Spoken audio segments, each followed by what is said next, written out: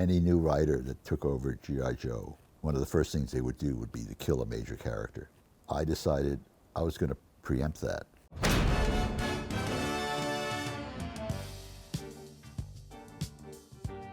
Well, yeah, because I had thought of them as having a relationship when I first started, but that all changed when I got to issue 21, and about halfway through the story, I was writing it and drawing it at the same time. That I got to a page where both Snake Eyes and Storm Shadows had torn the sleeves of on the right side and exposed their forearms.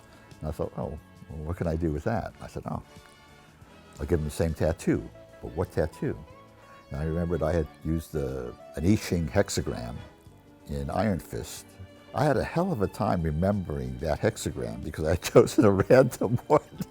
And I thought, well, I'll fix that this time. So I'll use a hexagram that's easily rememberable, that a broken line and a solid line alternating 3 times. But still, people get that wrong. I've seen people with a tattoo where it's like upside down, and it means something completely different. When I did that, I had no idea what that hexagram meant or why they both had it.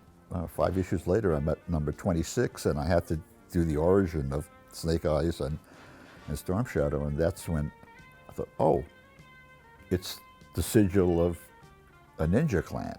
I came up with the Arashikage ninja clan, and I thought, oh, how can I piece this together? And I had this whole Vietnam scenario, and then had them being in the same LRP unit.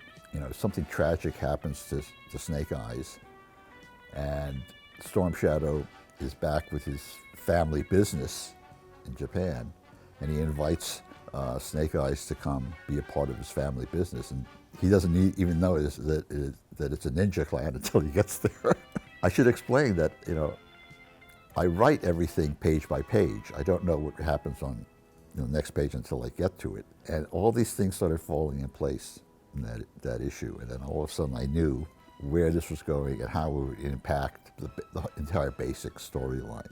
The core of it was this tragic relationship between those characters. And it became a story about revenge and redemption and uselessness of revenge. So that was very important to me as it's one of the core ethical centers of G.I. Joe.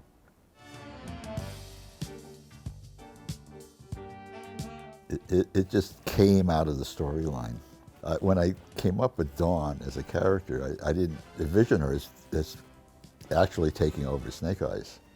Then I inserted the whole thing with the brainwave scanner and all that. I thought, oh, he's, even from the beginning, had established that the brainwave scanner had collected all of his data. So it was there, in the database. So I thought I'd finally use it. There was a lot of seeds that I planted that, lay dormant for years, and then I realized, oh, I could do something with that.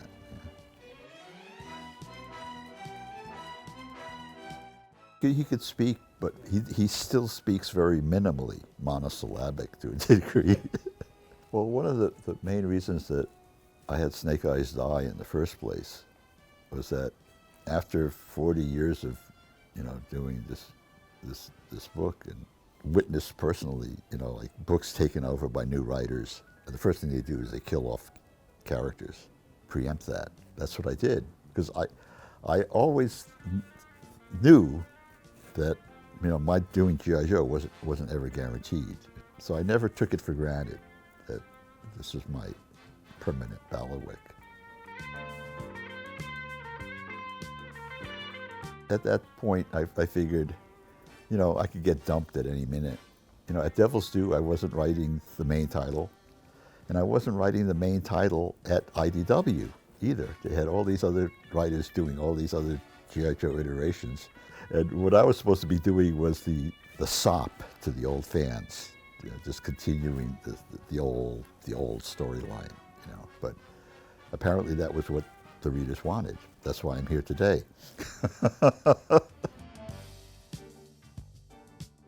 The clone, because he was the final result. He's more closer to the original Snake Eyes than any other iterations. I had to have a pug.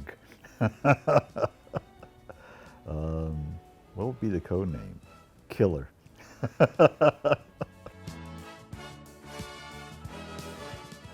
Arashikage. I don't want to be a cyborg. GIJoe.